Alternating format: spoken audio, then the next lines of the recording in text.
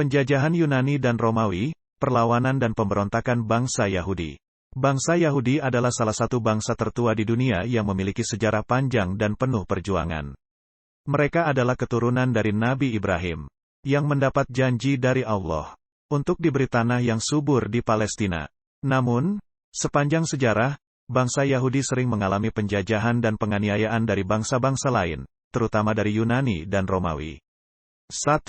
Penjajahan Yunani. Penjajahan Yunani terhadap bangsa Yahudi dimulai pada tahun 332 sebelum Masehi, ketika Alexander Agung, Raja Makedonia, menaklukkan Palestina dari tangan Kekaisaran Persia.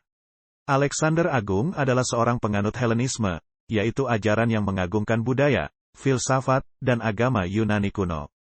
Ia berusaha menyebarluaskan Helenisme ke seluruh wilayah yang ia kuasai, termasuk Palestina. Meskipun Alexander Agung tidak memaksakan Helenisme kepada bangsa Yahudi, ia memberikan beberapa konsesi kepada mereka, seperti membebaskan mereka dari pajak selama 7 tahun, mengizinkan mereka membangun sinagoga, dan memberikan mereka hak-hak sipil yang sama dengan warga Yunani. Namun banyak orang Yahudi yang terpengaruh oleh Helenisme dan meninggalkan ajaran Taurat. Mereka mulai meniru gaya hidup, pakaian, bahasa, seni, dan olahraga orang Yunani. Mereka bahkan melakukan operasi untuk menghilangkan tanda sunat mereka agar tidak berbeda dengan orang Yunani. Setelah kematian Alexander Agung pada tahun 323 sebelum Masehi, kerajaannya terpecah menjadi 4 bagian yang diperintah oleh jenderal-jenderalnya. Palestina menjadi bagian dari kerajaan Selekia yang berpusat di Suriah. Pada tahun 198 sebelum Masehi, kerajaan Selekia berhasil mengalahkan kerajaan Ptolemaios yang berpusat di Mesir dan merebut kembali Palestina. Raja-raja Selekia kemudian mulai menindas bangsa Yahudi dengan lebih keras dan berusaha menghapuskan identitas mereka sebagai umat Allah. Pada tahun 175 sebelum Masehi, Antiochus IV Epiphanes naik tahta sebagai Raja Selekia. Ia adalah seorang tiran yang sangat benci kepada bangsa Yahudi. Ia melarang mereka menjalankan ibadah, membaca Taurat, merayakan hari raya, melakukan sunat, dan memelihara hukum makanan halal. Ia juga memerintahkan mereka untuk menyembah dewa-dewa Yunani dan mempersembahkan korban babi di atas mezbah di Bait Suci. Siapapun yang melanggar perintahnya akan dihukum mati. Perlawanan dan pemberontakan bangsa Yahudi. Tindakan Antiochus IV Epiphanes menimbulkan kemarahan dan kebencian di kalangan bangsa Yahudi. Mereka tidak mau menyerah kepada penjajah dan tetap berpegang teguh kepada agama nenek moyang mereka. Mereka mulai melakukan perlawanan dan pemberontakan terhadap kekuasaan Yunani. Salah satu kelompok pemberontak yang paling terkenal adalah keluarga Makabe, Maccabees, yang dipimpin oleh Matityahu, Matatias, seorang imam Yahudi dari kota Modin. Pada tahun 167 sebelum Masehi, ketika seorang utusan Antiochus IV Epiphanes datang ke kota Modin untuk memaksa penduduknya menyembah dewa-dewa Yunani, Matityahu menolak dengan tegas dan membunuh utusan tersebut beserta beberapa orang Yahudi yang mau tunduk kepada Yunani. Ia kemudian berseru, "Siapapun di antara kamu yang berpihak kepada Allah, ikutlah aku." Matityahu dan kelima anak laki-lakinya, yaitu Yohanan, John, Simon, Yehuda, Judas, Eleazar, dan Jonathan, melarikan diri ke pegunungan dan bergabung dengan kelompok-kelompok pemberontak lainnya. Matityahu dan anak-anaknya kemudian memimpin perang gerilya melawan tentara-tentara Yunani. Mereka menggunakan taktik serangan mendadak, penyergapan, dan penyabotase. Mereka juga berhasil merekrut banyak orang Yahudi yang setia kepada agama mereka untuk bergabung dengan perjuangan mereka.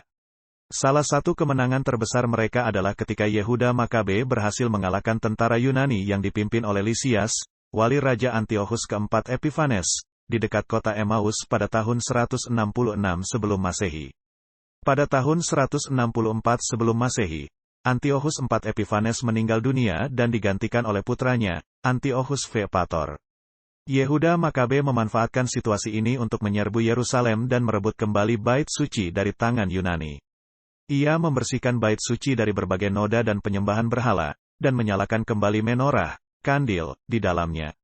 Namun, ia hanya menemukan minyak zaitun yang cukup untuk menyalakan menorah selama 1 hari saja. Ajaibnya, menorah tersebut tetap menyala selama 8 hari, sampai minyak zaitun baru dapat dibuat. Peristiwa ini kemudian dirayakan oleh bangsa Yahudi sebagai Hari Raya Hanukkah, pesta terang. Perjuangan bangsa Yahudi melawan penjajahan Yunani tidak berhenti sampai di situ. Mereka masih harus menghadapi serangan-serangan dari raja-raja Selekia berikutnya, yaitu Demetrius I Soter, Alexander Balas, Demetrius II Nikator, dan Antiochus VII Sidetes. Namun, dengan bantuan Allah SWT, mereka berhasil mempertahankan kemerdekaan mereka. Pada tahun 142 sebelum Masehi, Simon Makabe menjadi pemimpin tertinggi bangsa Yahudi dan mendapat pengakuan resmi dari Romawi sebagai sekutu dan sahabat. Pada tahun 140 sebelum Masehi, ia juga menjadi imam agung dan memulai dinasti Makabe yang berkuasa di Palestina selama lebih dari 100 tahun. 2. Penjajahan Romawi terhadap bangsa Yahudi dimulai pada tahun 63 sebelum Masehi, ketika Pompeius Magnus, seorang jenderal Romawi, menyerbu Palestina dan merebut Yerusalem dari tangan Aristobulus II, Raja Makabe terakhir. Pompeius Magnus kemudian menunjuk Hyrcanus II, saudara Aristobulus II, sebagai imam agung dan kepala negara boneka Romawi. Ia juga membawa banyak orang Yahudi sebagai tawanan perang ke Roma. Pompeius Magnus adalah seorang penganut paganisme, yaitu ajaran yang menyembah banyak dewa-dewa Romawi. Ia juga menghormati budaya dan tradisi Romawi yang berbeda dengan bangsa Yahudi. Ia tidak menghargai kekhususan bangsa Yahudi sebagai umat Allah dan mencoba menundukkan mereka di bawah kekuasaan Romawi. Meskipun Pompeius Magnus tidak memaksakan paganisme kepada bangsa Yahudi, ia memberlakukan beberapa aturan yang bertentangan dengan ajaran Taurat. Misalnya, ia melarang mereka membangun tembok pertahanan di sekitar Yerusalem, mengurangi wilayah Palestina dengan memberikan sebagian tanah kepada tetangga-tetangga mereka yang bermusuhan dengan bangsa Yahudi, dan menetapkan pajak yang tinggi kepada mereka. Setelah kematian Pompeius Magnus pada tahun 48 sebelum Masehi, Palestina menjadi ajang pertempuran antara faksi-faksi politik Romawi yang bersaing. Salah satu faksi yang berperang di Palestina adalah faksi Julius Caesar, seorang jenderal dan politikus Romawi yang berambisi menjadi diktator. Ia mendukung Hyrcanus II sebagai imam agung dan kepala negara boneka Romawi. Ia juga memberikan beberapa keringanan kepada bangsa Yahudi, seperti menghapuskan pajak selama bulan Sabat, mengembalikan sebagian wilayah Palestina yang dirampas oleh Pompeius Magnus, dan mengizinkan mereka membangun kembali tembok pertahanan Yerusalem. Faksi lain yang berperang di Palestina adalah faksi Pompeianus, yaitu para pendukung Pompeius Magnus yang menentang Julius Caesar. Mereka mendukung Aristobulus II sebagai Raja Makabe yang sah. Mereka juga berusaha menggulingkan Hyrcanus II dan mengembalikan kekuasaan Makabe di Palestina. Pada tahun 47 sebelum Masehi, Julius Caesar berhasil mengalahkan Pompeianus dan menjadi penguasa tunggal Romawi. Ia kemudian menunjuk Antipater, seorang Yahudi Idumea, Edom, yang merupakan ayahanda Herodes Agung, sebagai gubernur Palestina. Antipater adalah seorang kolaborator Romawi yang berusaha memperkaya diri sendiri dengan mengeksploitasi bangsa Yahudi. Ia juga menempatkan anak-anaknya, yaitu Fasael dan Herodes, sebagai prefek, pemimpin daerah, di Yerusalem dan Galilea. Pada tahun 44 sebelum Masehi, Julius Caesar dibunuh oleh sekelompok senator Romawi yang menentang kediktatorannya. Hal ini menyebabkan kekacauan politik di Romawi dan Palestina. Antipater juga dibunuh oleh seorang Yahudi yang membenci kolaborasinya dengan Romawi. Fasael dan Herodes kemudian mengambil alih kekuasaan di Palestina dengan dukungan dari Mark Antonius, salah satu penerus Julius Caesar. Pada tahun 40 sebelum Masehi, Aristobulus II dan anaknya, Antigonos, melakukan pemberontakan terakhir melawan Romawi dengan bantuan dari Partia, sebuah kerajaan besar di Asia Barat yang menjadi musuh Romawi. Mereka berhasil mengusir Fasael dan Herodes dari Palestina dan merebut kembali tahta Makabe. Fasael ditangkap dan dibunuh oleh Antigonos, sedangkan Herodes melarikan diri ke Roma. Di Roma, Herodes mendapat dukungan dari Octavianus, kemudian dikenal sebagai Augustus, saingan Mark Antonius yang menjadi kaisar pertama Romawi. Octavianus memberikan gelar Raja Yahudi kepada Herodes dan mengirimkan pasukan untuk membantunya merebut kembali Palestina dari Antigonos. Pada tahun 37 sebelum Masehi, Herodes berhasil mengalahkan Antigonos dan merebut kembali Yerusalem. Ia kemudian membunuh Antigonos dan mengakhiri dinasti Makabe.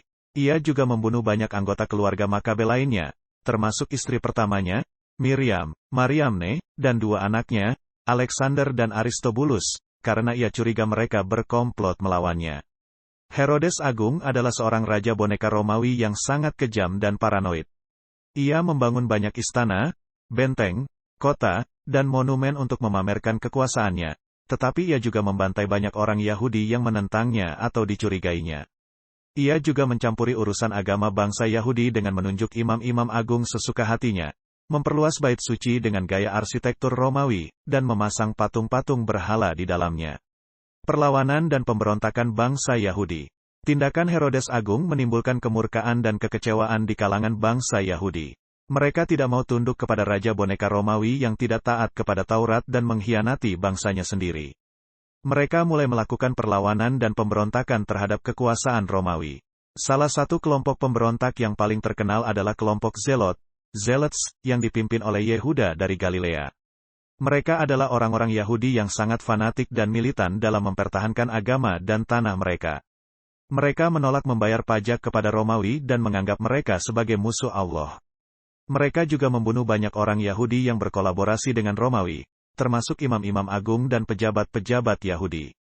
Kelompok Zelot mulai aktif pada tahun 6 Masehi, ketika Quirinius, seorang gubernur Romawi, melakukan sensus penduduk di Palestina untuk menetapkan pajak. Yehuda dari Galilea menghasut bangsa Yahudi untuk menentang sensus tersebut dengan berkata, "Tidak ada Tuhan selain Allah." Ia kemudian memimpin pemberontakan terbuka melawan Romawi, tetapi ia akhirnya tewas dalam pertempuran. Meskipun Yehuda dari Galilea tewas, gerakan Zelot tetap berlanjut dengan dipimpin oleh anak-anaknya, yaitu Yakobus, James, dan Simon, serta pengikut-pengikutnya, seperti Menahem, Eleazar bin Ananias, dan Yohanan dari Giskala. Mereka terus melakukan perang gerilya melawan tentara-tentara Romawi dan sekutu-sekutu mereka. Pada tahun 66 sebelum Masehi, bangsa Yahudi melakukan pemberontakan besar-besaran melawan Romawi yang dikenal sebagai Perang Yahudi Pertama. Pemberontakan ini dipicu oleh tindakan Florus, seorang prokurator, gubernur Romawi yang sangat korup dan kejam. Ia mencuri sebagian besar uang perbendaharaan bait suci dan mengejek bangsa Yahudi dengan menyuruh tentaranya membawa patung-patung berhala ke dalam bait suci. Bangsa Yahudi tidak bisa menahan kemarahan mereka dan menyerang tentara-tentara Romawi di Yerusalem. Mereka berhasil mengusir mereka dari kota tersebut dan membunuh banyak orang Romawi dan kolaborator Yahudi. Mereka juga membentuk sebuah dewan revolusioner yang disebut Sanhedrin untuk mengatur urusan politik dan agama mereka. Romawi tidak tinggal diam melihat pemberontakan bangsa Yahudi. Mereka mengirimkan pasukan besar yang dipimpin oleh Vespasianus, seorang jenderal berpengalaman, untuk memadamkan pemberontakan tersebut. Vespasianus mulai menaklukkan kota-kota dan desa-desa di Palestina satu persatu dengan kekuatan militer yang luar biasa. Ia juga mendapat bantuan dari Herodes Agripa II, cucu Herodes Agung, yang tetap setia kepada Romawi. Salah satu kota yang berhasil ditaklukkan oleh Vespasianus adalah Yotapata. Jotapata, sebuah kota benteng di Galilea yang dipertahankan oleh Yosef bin Matityahu, Josephus, seorang komandan Yahudi yang juga seorang sejarawan terkenal. Setelah kota tersebut jatuh ke tangan Romawi pada tahun 67 Masehi, Yosef bin Matityahu ditangkap oleh Vespasianus dan menjadi tawanan perang. Namun, ia berhasil menyelamatkan dirinya dengan mengaku sebagai nabi yang meramalkan bahwa Vespasianus akan menjadi kaisar Romawi. Ramalan ini kemudian menjadi kenyataan ketika Vespasianus naik tahta sebagai kaisar pada tahun 69 Masehi setelah kematian Nero. Vespasianus kemudian menunjuk putranya, Titus, sebagai penggantinya untuk melanjutkan perang melawan bangsa Yahudi. Titus mengepung Yerusalem pada tahun 70 Masehi dengan pasukan yang sangat besar dan kuat. Ia berhasil menembus tembok pertahanan kota tersebut setelah beberapa bulan pengepungan yang menyebabkan kelaparan dan wabah penyakit di dalam kota. Ia kemudian menghancurkan bait suci dan membakarnya sampai habis. Ia juga membantai banyak orang Yahudi yang masih bertahan di dalam kota atau menjadikan mereka sebagai budak dan tawanan perang. Ia juga membawa banyak barang-barang berharga dari bait suci, termasuk menorah, sebagai jarahan perang. Peristiwa ini kemudian dirayakan oleh Romawi sebagai Hari Raya Triumph. Perang Yahudi Pertama berakhir dengan kekalahan telak bagi bangsa Yahudi. Mereka kehilangan tanah, bait suci, dan kedaulatan mereka. Mereka juga mengalami banyak penderitaan dan pembantaian. Namun, mereka tidak sepenuhnya menyerah kepada Romawi. Mereka masih memiliki harapan dan keyakinan bahwa Allah akan mengirimkan seorang Mesias, yang akan membebaskan mereka dari penjajahan dan mengembalikan kemuliaan mereka. Perlawanan dan pemberontakan bangsa Yahudi melawan Romawi masih berlanjut dengan lebih sporadis dan terisolasi. Salah satu benteng terakhir yang dipertahankan oleh bangsa Yahudi adalah Masada, sebuah benteng yang terletak di atas sebuah bukit di gurun Yudea. Benteng ini dikuasai oleh kelompok Zelot yang dipimpin oleh Eleazar bin Yair. Mereka menolak untuk tunduk kepada Romawi dan bersumpah untuk mati sebagai orang merdeka. Pada tahun 73 Masehi, Romawi mengepung Masada dengan pasukan yang dipimpin oleh Lucius Flavius Silva, seorang legatus, gubernur militer Romawi. Mereka berhasil membangun sebuah jembatan tanah dan sebuah menara pengepungan untuk mencapai puncak bukit tersebut. Ketika mereka bersiap untuk menyerbu benteng tersebut, mereka mendapati bahwa para penghuni benteng telah melakukan bunuh diri massal dengan membakar semua barang-barang mereka dan saling membunuh satu sama lain. Hanya 7 orang yang selamat dari bunuh diri tersebut, yaitu 2 perempuan dan 5 anak-anak, yang menyembunyikan diri di dalam sebuah gua. Peristiwa Masada menjadi simbol dari perlawanan dan martir bangsa Yahudi melawan penjajahan Romawi. Mereka menganggap bahwa kematian mereka lebih mulia daripada hidup sebagai budak Romawi. Mereka juga menginspirasi banyak generasi bangsa Yahudi selanjutnya untuk terus berjuang demi kemerdekaan dan keadilan. Kesimpulan pada dasarnya bangsa Yahudi adalah bangsa yang memiliki sejarah yang panjang dan penuh perjuangan. Mereka sering mengalami penjajahan dan penganiayaan dari bangsa-bangsa lain, terutama dari Yunani dan Romawi. Namun, mereka tidak pernah menyerah kepada penjajah dan tetap berpegang teguh kepada agama dan identitas mereka sebagai umat Allah. Mereka melakukan banyak perlawanan dan pemberontakan terhadap kekuasaan Yunani dan Romawi dengan berbagai cara, baik secara militer maupun sipil. Mereka juga memiliki banyak tokoh-tokoh heroik yang memimpin perjuangan mereka, seperti keluarga Makabe, Yehuda dari Galilea, Yosef bin Matityahu, Eleazar bin Yair, dan lain-lain.